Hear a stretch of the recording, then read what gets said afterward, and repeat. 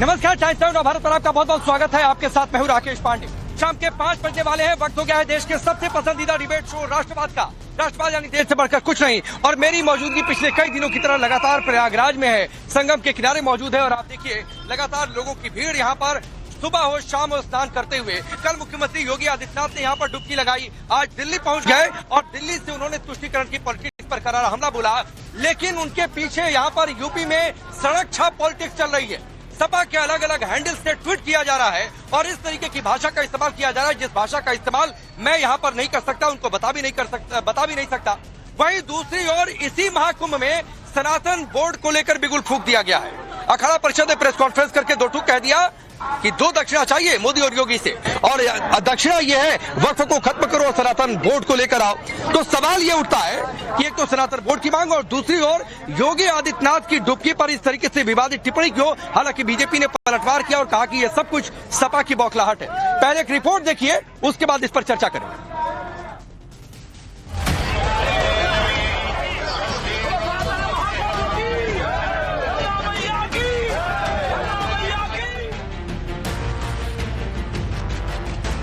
महाकुंभ में योगी आदित्यनाथ धर्मपथ और कर्मपथ दोनों पर चले। एक तरफ विकास का रोड मैप दिखाया तो दूसरी तरफ सनातन का परचम लहराया। लेकिन अब तक राजनीतिक बयानबाजी से महाकुंभ में विवाद खड़े करने वाली समाजवादी पार्टी ने अब योगी कैबिनेट की आस्था की डुबकी पर भी अभद्र छींटाकशी शुरू कर दी। भले ही समाजवादी पार्टी के मुखिया अखिलेश यादव अब तक महाकुंभ में आस्था की डुबकी लगाने नहीं आए, लेकिन महाकुंभ में स्नान को लेकर उनकी पार्टी की तरफ से भद्दी और अमर्यादित टिप्पणी जरूर आ गई है। योगी कैबिनेट के महाकुंभ स्नान पर अभद्र भाषा का इस्तेमाल कर समाजवादी पार्टी ने सनातन विरोध में लक्ष्मण रेखा पार कर दी।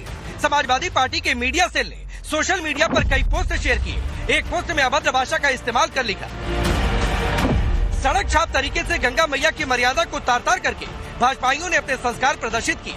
इन्हें न धर्म का ज्ञान है न मर्यादा का भान है, बस ये धर्म का ढोंग करते हैं। क्या आस्था की डुबकी लगाना समाजवादी पार्टी के लिए सड़क छाप छपरी लड़कों का काम है? क्या समाजवादी पार्टी को सनातन से इतनी चिढ़ हो गई है कि वो सड़क छाप भाषा पर भी उतर आए?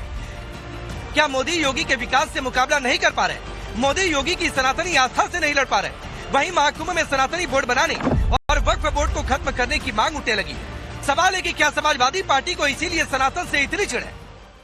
सपा कुंभ को लेकर के पहले अपमानजनक टिप्पणियां कर रही थी। गाली गलौज करना तो समाजवादी पार्टी के संस्कारों में है, लेकिन निर्वाचित कैबिनेट को लेकर के जिस तरह के शब्द इस्तेमाल किए हैं, मां गंगा की गोद में बच्चे पहुंचने के बाद मां मानते हैं और हालात के साथ उत्साह के साथ अगर वहां स्नान कर रहे हैं तो ये समाजवादी पार्टी को नागवार गुजर रहा है।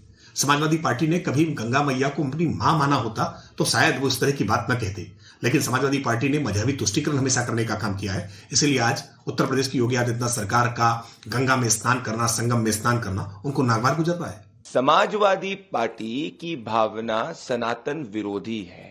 उनकी भावना भगवा से नफरत करने की। वो इस बात से चिढ़े हुए हैं कि सनातन की संस्कृति की महानता महाकुंभ में दिख रही। इस चिढ़ और घृणा इस हद तक पहुंच गई है कि अब वो हमारे साधु संतों को अपमानित कर रहे हैं। उनका इतिहास मठाधीश हमारे संतों के लिए कहा गया है।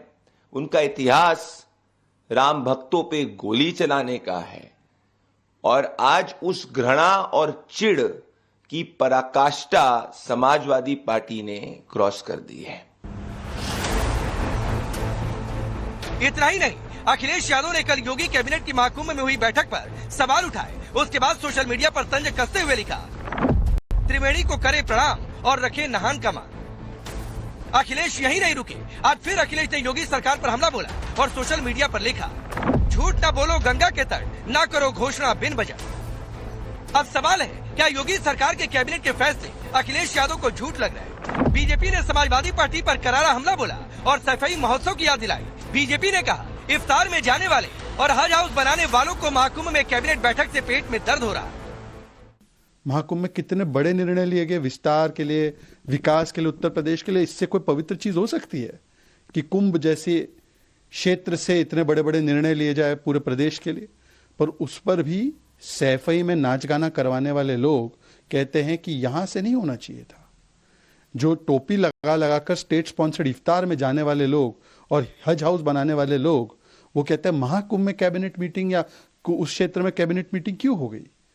ये इनका दोहरा चरित्र है। उनके पेट में बिला वजह दर्द हो रहा है। मेरा उनको सुझाव है कि वो प्राइमरी उत्तर प्रदेश के किसी प्राइमरी विद्यालय में एडमिशन ले लें। गणित वगैरह हम लोग अच्छे से पढ़ा देंगे। महाकुंभ में सनातन बोर्ड के गठन और वक्फ को खत्म करने की मांग भी उठ रही है। संतों ने ऐलान कर दिया है, अब की बार बिना सनातन बोर्ड लिए वो कुंभ से वापस नहीं जाएंगे। हमको देश के यशस्वी प्रधानमंत्री माननीय नरेंद्र मोदी जी, उत्तर प्रदेश के यशस्वी मुख्यमंत्री योगी आदित्यनाथ जी से 2 दक्षिणा चाहिए। सनातन बोर्ड हमको मिले, लेकिन वक्फ बोर्ड खत्म हो।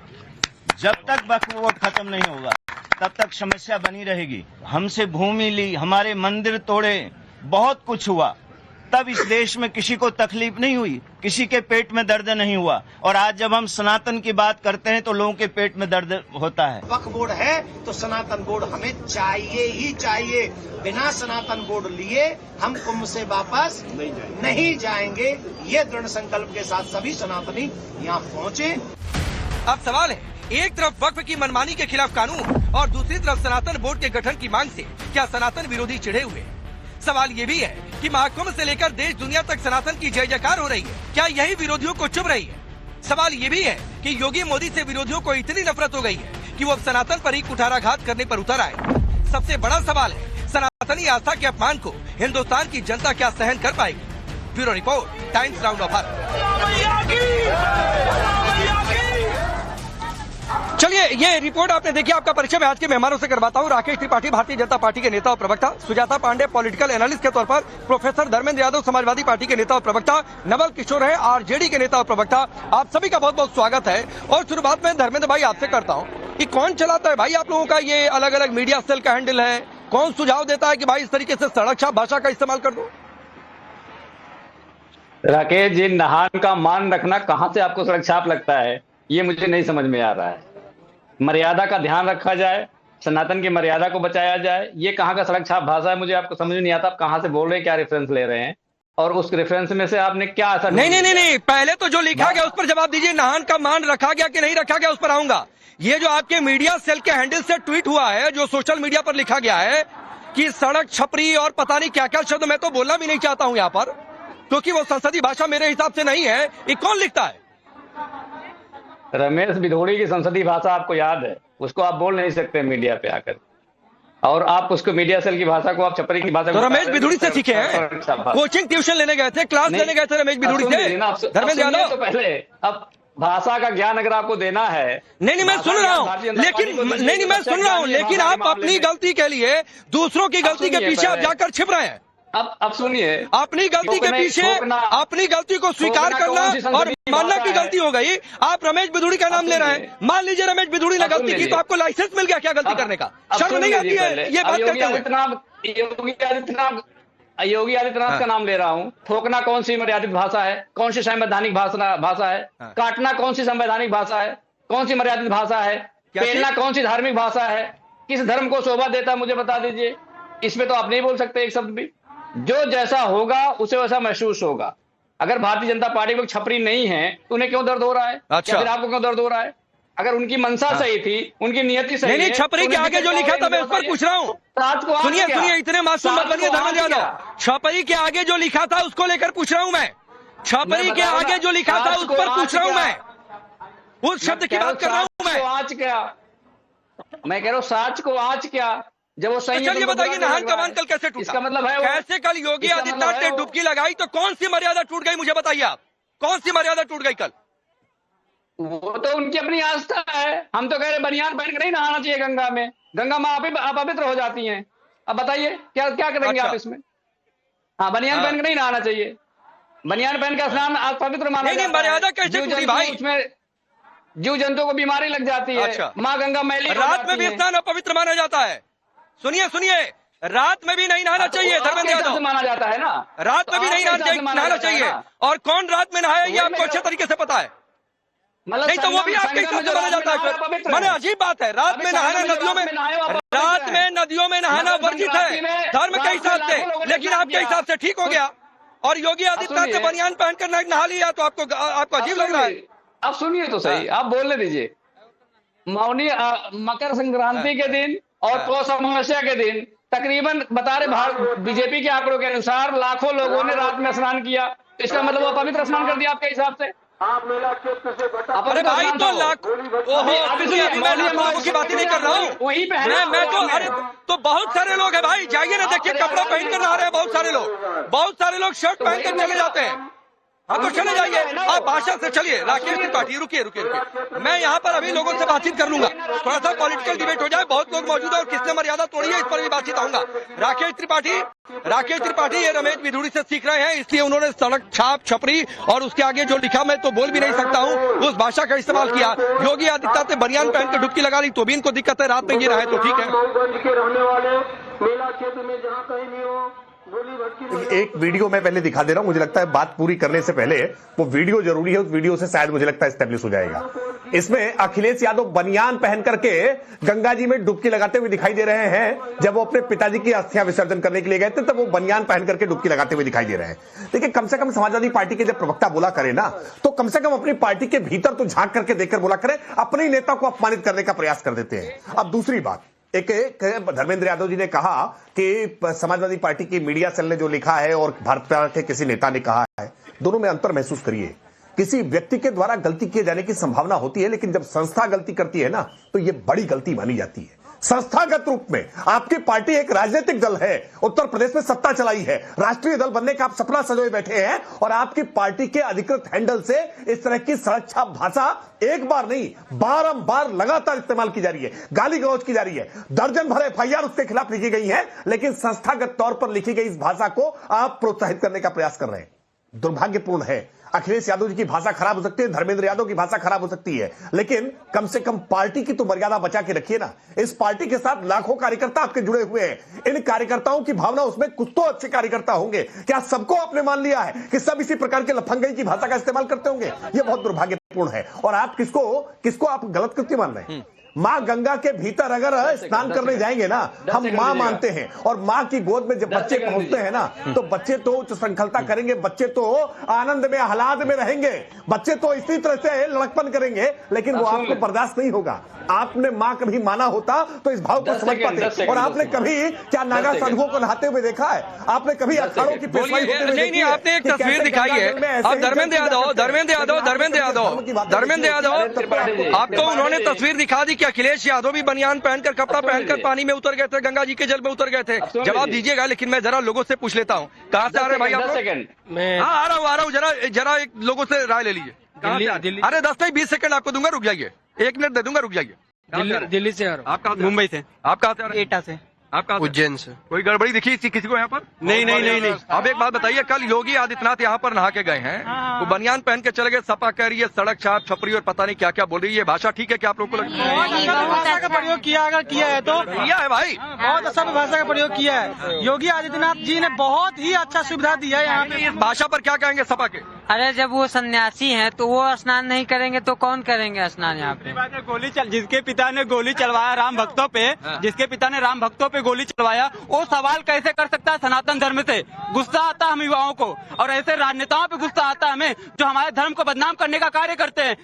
महंत योगी जी हमारे सड़क छाप भाषा की छपरी है और पता नहीं ऐसे शब्दों में बोल भी नहीं। जो संतों का सम्मान नहीं कर सकते, ये जो भाषा प्रयोग किया गया माननीय मुख्यमंत्री जी के लिए, वो बहुत ही असभ्य भाषा है। अखिलेश जी को माफी मांगनी चाहिए इस बयान के ऊपर, उन्होंने सनातन के साथ बहुत बड़ा जुल्म किया है। जी बिल्कुल माफी मांगना चाहिए। ये वो बोलने लायक भी नहीं है वो। अब बोलिए धर्मेंद्र भाई, आप बोलिए धर्मेंद्र भाई, मैं आऊंगा आपके पास भी आऊंगा। लोग तो यहाँ पर कहने लगे कि अखिलेश यादव माफी मांग ले क्योंकि उनकी पार्टी के हैंडल से मीडिया सेल से ये पोस्ट है।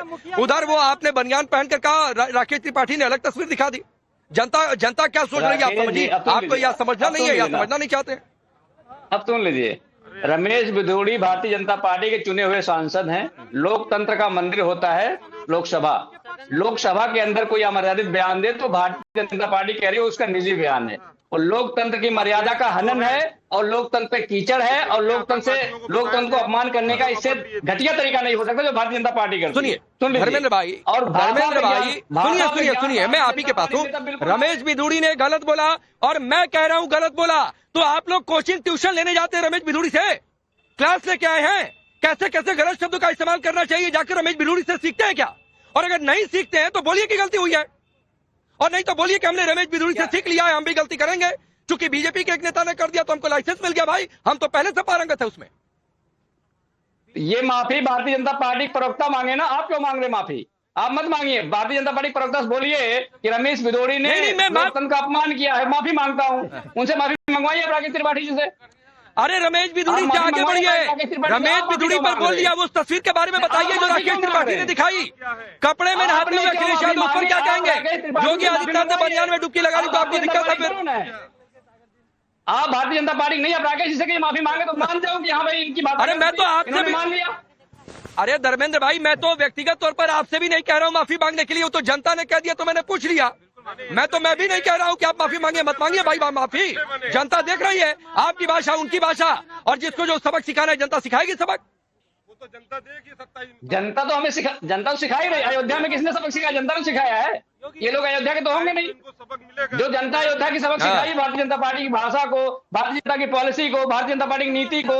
अच्छा भाई, ये एक मिनट रुकिए, आपको जनता का सबक जानना है ना? चलिए भाई, सपा के नेता कह रहे हैं जनता बीजेपी को सबक सिखाएगी। अब बताइए 27 में कौन किसे सबक सिखाएगा? सबक सिखाएगी सपा को, समाजवादी बीजेपी के साथ है, बीजेपी के साथ पूरा हिंदुस्तान है और पूरा हिंदू समाज बीजेपी के साथ है। के खिलाफ वो बयानबाजी कर रहे हैं, कुंभ के बारे में भर्तियां बहला रहे हैं, गलत बात कह रहे हैं और गलत लोगों को बता रहे हैं। जनता यादव जी बयानबाजी। सर, आजमगढ़ से श्रीकांत मौर्य।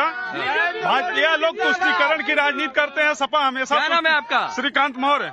मौर्य जी, अब देखिए मत कहिएगा कि पीडीए वाले को भी नहीं, आम जनता है ये तो मौर्य जी है। और देखिए सुनिएगा धर्मेंद्र यादव, कान खोल के जरा बोलिए। धर्मेंद्र यादव जी हमारे यहाँ से सांसद हैं। अरे वो धर्मेंद्र यादव नहीं, दूसरे धर्मेंद्र यादव। अच्छा, तो किस तरह से वो लोग चुनाव जीते हैं? सारी जनता जो लोग भाई कैसे चुनाव, बोलिए धर्मेंद्र जी। 30 सेकंड और दे रहा हूँ, फिर राकेश त्रिपाठी रिप्लाई करेंगे, बाकी मेहमानों के पास जाऊंगा। रुक जाइए अभी, शांति शांति शांति शांति शांति, हाँ शांति शांति, बोलिए धर्मेंद्र यादव। मौर्य जी की बात मैं पूरा सम्मान करता हूं, और जो आप पीडीए की बात कर रहे हैं, उत्तर प्रदेश के 2024 के चुनाव में पीडीए ने भारतीय जनता पार्टी को आईना दिखाया था कि आपका अहंकार नहीं चलेगा, किसी धर्म में भी अहंकार की जगह नहीं होती है। भारतीय जनता पार्टी को अहंकार छोड़ देना चाहिए। अगर अहंकार नहीं छोड़ेगी भारतीय जनता पार्टी तो इसका जो हश्र 2024 में हुआ था उससे बुरा हश्र भारतीय जनता पार्टी का होने वाला है। तो ये बात भारतीय जनता पार्टी को समझने की जरूरत है। और रही बात धर्म की, आस्था की, धर्म और आस्था हर किसी का अपना निजी विषय है, पूजा पद्धति अपना निजी विषय है।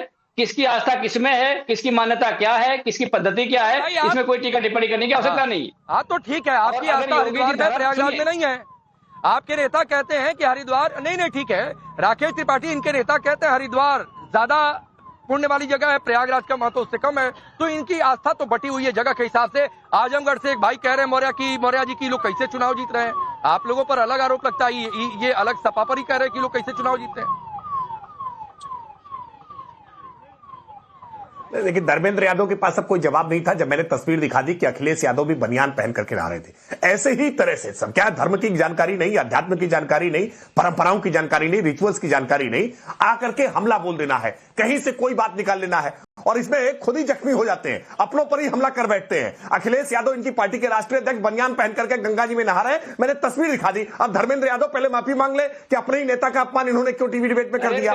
सच बात यह है कि इनका धर्म में, आस्था में किसी प्रकार का विश्वास नहीं। कैसे कुंभ को लेकर के लगातार अपमान टिप्पणियां की जाए, ये लगातार प्रयास कर रहे हैं। अनुसार निष्कर्ष निकाल लेते हैं। मैंने कहा कि किसी की मान्यता होगी जो बनियान पहन कर स्नान करेगा, किसी की होगी जो नहीं पहन के करेगा। हमारे नेता ने दोनों स्नान किया हुआ है, तो उसमें क्या दिक्कत है? आप पूरी बात बताओगे नहीं, आधी बात अपने सुविधा के अनुसार। नहीं धर्मेंद्र यादव, तो आप नहीं तो कहा ना कि बनियान पहनकर नहा लिया, आप नहीं सवाल उठाते भाई, आप नहीं सवाल उठाते तो राकेश त्रिपाठी नहीं तस्वीर दिखाते। अखिलेश यादव की तस्वीर दिखा दी तो फंस गए पूरी तरह से। क्षेत्र में जहाँ कहीं हो किसी से पूछते हुए मैं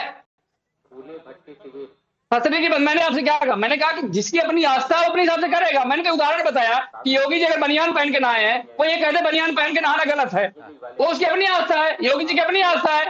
वो बनियान पहन के ना आए हैं, मैं तो ये बात बोल रहा था। आगे बढ़ रहा हूँ, रुक जाइए। धर्मेंद्र यादव आगे बढ़ रहा हूँ, रुक जाइए। धर्मेंद्र यादव आगे बढ़ रहा हूँ, रुक जाइए।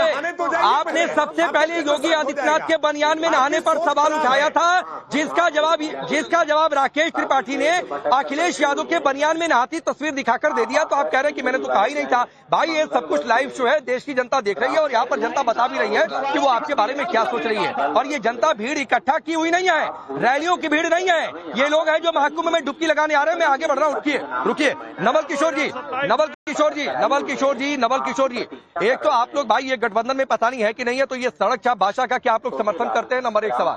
और दूसरा सवाल है, जिस वक्फ बोर्ड के साथ आप लोग ताल ठोक के खड़े हैं, यहाँ तो दक्षिणा मांग ली गई है, और मांग इसलिए गई है कि वक्फ बोर्ड ने अधेरगर्दी कर रखी थी और कह रहे हैं साधु संत की हटाओ वक्फ बोर्ड और लाओ सनातन बोर्ड। बोलिए। देखिए राकेश जी, आपकी बेचैनी मैं समझ सकता हूँ कि आप क्या प्रूफ करना चाहते हैं और क्या दिखाना चाहते हैं।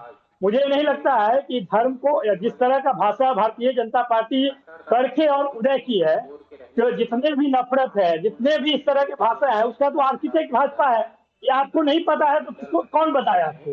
आप जिस तरह का उद्देश्य लेकर टीवी पे खड़े हुए हैं, ये आपकी मजबूरी हो सकती है, लेकिन धर्म को राजनीति में किसने लाया? धर्म को लाकर फायदा किसको हुआ? जय श्री राम कहते हैं और लोगों को पीटते हैं, और पूरी के पूरे 15% आबादी को बराबर सुनिए ना सर, सुनिए। आप व्यक्तिगत हो रहे हैं तो बीच में आ रहा हूँ, नहीं तो पहली रिप्लाई में बोलता नहीं हूँ। तो सुनिए, मेरी क्या मजबूरी है और क्या नहीं है वो छोड़ दीजिए। मेरी मजबूरी ना सुनिए नवल किशोर, मेरी मजबूरी है जनता है, और जनता जो सोचती है, जो सवाल उठाती है, वही सवाल मैं उठा देता हूँ। तो मेरी मजबूरी है जनता है, आपकी मजबूरी है जनता नहीं है। ये आपकी मजबूरी आपका गठबंधन है, आपकी मजबूरी वोट बैंक की पॉलिटिक्स है, आपकी मजबूरी है कि सपा की सड़क छाप भाषा पर आप नहीं बोल पा रहे हैं, क्योंकि बोल देंगे तो आपकी ये जातिगत पॉलिटिक्स टूट जाएगी। बोल देंगे तो आपका एक खास समुदाय का वोट बैंक नाराज हो जाएगा। आपको दिक्कत इस बात से है कि हिंदुओं के साथ खड़े कैसे हो सकते हैं? भाई सामने चुनाव है, बिहार में कैसे खड़े हो सकते हैं? नहीं, यहाँ नारा नहीं। अरे राकेश भाई, चुनाव लड़ो, कहाँ ये सब बिना मतलब का काम करते हो? आपको डिबेट कराने भी नहीं आती है। अरे चुनाव लड़िए आप भाई, मुझे कोई चुनाव लड़ने का शौक नहीं है, ना पॉलिटिक्स करनी है, और आप पॉलिटिक्स की विचारधारा के साथ कर रहे हैं। देश की जनता देख रही है। किसने किया धर्म की राजनीति देश में? किसने किया बताओ? धर्म किया क्या? ये कुंभ जो है मोदी जी का, योगी जी का अपना घर का आयोजन है। सनातन का रहने दो, सनातन का। सनातन दो ही लोग हैं इस देश में। बिना मतलब का बात मत करो, अगर कुछ मुद्दे पे बात करो ना। अरे नवल किशोर, मैं बार बार कहता हूँ ना, सुनिए सर, मैं बार बार कहता हूँ कि कोई मुझे पत्रकारिता ना सिखाए, कह रहे हो ना मैं किसी नेता को नेतागिरी सिखा रहा हूँ। और डिबेट कराना कैसे है ये आपको सिखाने की जरूरत नहीं। और अगर इतना आपको मन है ना तो पॉलिटिक्स छोड़ दीजिए, आरजेडी से इस्तीफा दे दीजिए और आखिर चैनल ज्वाइन कर लीजिए और बोलिए कि मुझे एंकरिंग करनी है, बोलिए मुझे डिबेट करना है। और फिर जो चैनल का एडिटर होगा वो देखेगा कि आप डिबेट कराने लायक है कि नहीं है। आई बात समझ में? तो सिखाया मत करिए। मैं आपको नेतागिरी नहीं सिखा रहा हूँ, आप मुझे पत्रकारिता मत सिखाया करिए, आपको बता रहा हूँ मैं पहले। अरे राकेश, तुमको कुछ नहीं आता है, तुम बताओगे? नहीं, आपको ठीक है, रुकिए। सुजाता पांडे नवल किशोर को बहुत आता है।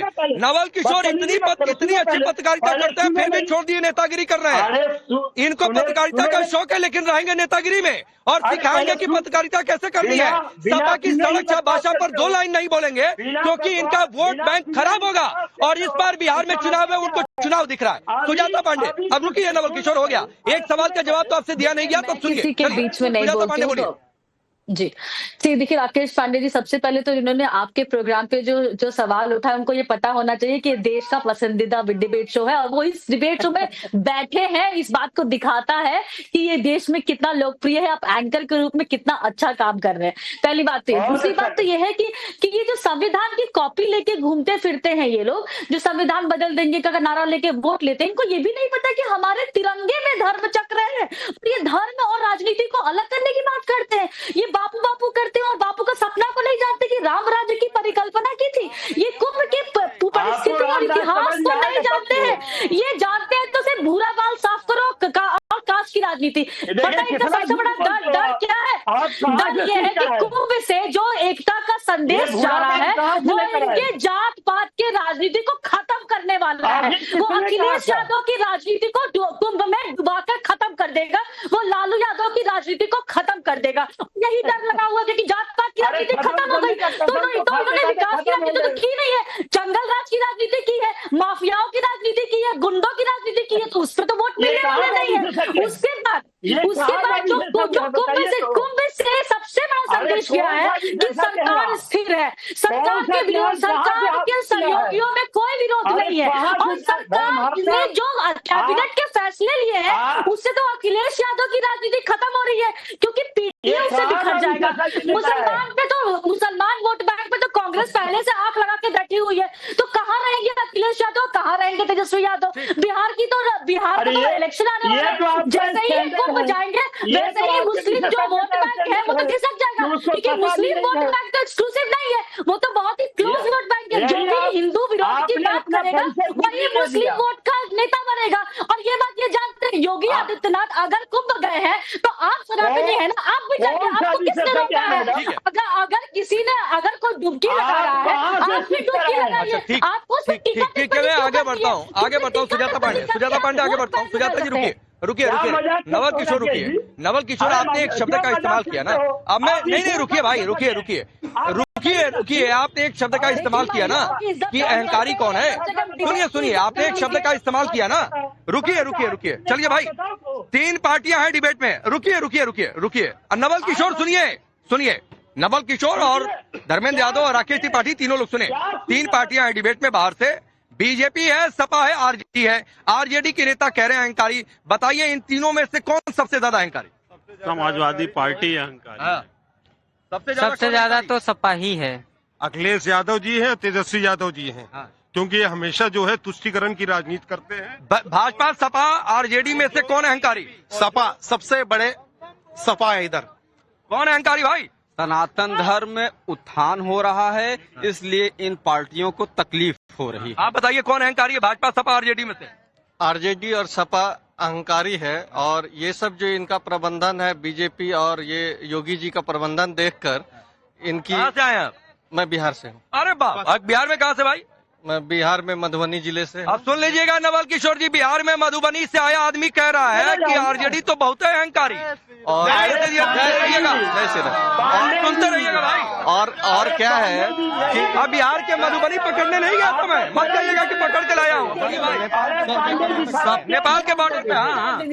सपा अहंकारी है, सपा पार्टी अहंकारी है, और मत पकड़ाइए भाई, मत पकड़ाइए। जो प्रबंधन देख के इनकी, और कर्नाटक से सर, यूपी का नक्शा बदल दिया योगी सरकार ने, यूपी का नक्शा बदल दिया। यूपी देख रहा है, सब पूरा वर्ल्ड यूपी देख रहा है, यूपी के बारे में गलत बताएगा कि 27 में क्या होना है। अखिलेश जी को ये 25,000। धर्मेंद्र यादव आप जरा इधर आइए, मैं आ रहा हूँ। आप कहाँ से आए? हम राजस्थान से आए। क्या करते हैं आप? जोधपुर से स्टडी करते हैं। क्या लगा आपको? बहुत अच्छा लगा। यूपी सरकार ये सवाल उठा रही है योगी के नहाने पर, सड़क छाप भाषा, आप युवा है, बताइए। व्यवस्था की गई यहाँ पर, ऐसी व्यवस्था। धर्मेंद्र यादव बताइए भाई, देखिए बड़ी मुश्किल है, सभी पार्टियां मजबूत रहे, लोकतंत्र इसी तरह चलता है, लेकिन ऐसे मजबूत होंगे आप।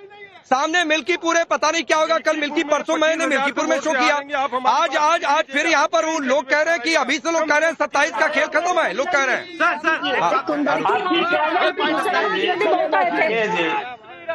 राकेश जी, मैं सबकी जन भावनाओं का सम्मान करता हूँ।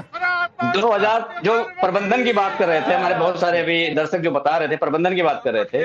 2013 के कुंभ आयोजन में आदरणीय अखिलेश यादव जी को क्राउड मैनेजमेंट के लिए हार्वर्ड बिजनेस स्कूल में लेक्चर लेने के लिए बुलाया गया था। ये जानकारी मैं आपके श्रोताओं को दे देता हूं और आपको दे देता हूं ज्ञानवर्धन के लिए। और अभी 2024-2025 के महाकुंभ के लिए किसी बड़ी संस्था के द्वारा क्राउड मैनेजमेंट का सर्टिफिकेट नहीं दिया है। खुद ही आयोजन करो, खुद ही सर्टिफिकेट बांट दो, खुद ही लोगों का अनुभव भी पूछ लेता हूँ। भाई बताइए, 13 में कौन आया था नहाने? इधर 13 में कोई आया था? 13 बेहतर की 25 बेहतर? 13 में कुछ नहीं था सर, अभी 25 में पूरा नक्शा। ऐसा मत कहिए कुछ नहीं था भाई, ऐसा थोड़ी कि कुछ नहीं था, कुछ किया ही नहीं था अखिलेश यादव। नहीं सर, कुछ नहीं किया, ये कम था, पर्याप्त नहीं था। नहीं, आप बताइए मैडम, आप मेले में आई हैं, सड़क छाप भाषा का इस्तेमाल सपा के हैंडल से हो रहा है, आपको लगता है ये ठीक है इस तरीके की भाषा? बिल्कुल गलत है। राकेश त्रिपाठी एक कंक्लूसिव आपका जवाब, क्योंकि लोग कह रहे हैं अभी तो 1.5 साल बाद चुनाव की गर्मी शुरू होगी यूपी में, लेकिन लोग अभी से मूड में है 27 के। 13 में का 13 गुना इस बार। देखिए, धर्मेंद्र यादव ने कहा कि क्राउड मैनेजमेंट के लिए अवार्ड मिला था। 2013 में 2 दर्जन से ज्यादा लोगों की मृत्यु हुई थी भगदड़ से। भगदड़ से जब मृत्यु हो जाए उसके बाद ये अवार्ड की कैसी बातें बेशर्मी से ये प्रोफेसर धर्मेंद्र यादव ही कर सकते हैं। और बड़ा आश्चर्य है, आपकी डिबेट में सपा और आरजेडी दोनों ही प्रवक्ता प्रोफेसर हैं और दोनों ही प्रोफेसर प्रवक्ताओं ने एक बार भी इस खराब, असभ्य, अमर्यादित भाषा का विरोध नहीं किया, बल्कि संस्थागत तौर पर इस अभद्र भाषा का समर्थन कर रहे हैं। ये सच बात यह है कि वो चोर चोर मौसेरे भाई, ये दोनों मौसेरे भाई हैं इस मामले में, और इस खराब भाषा का।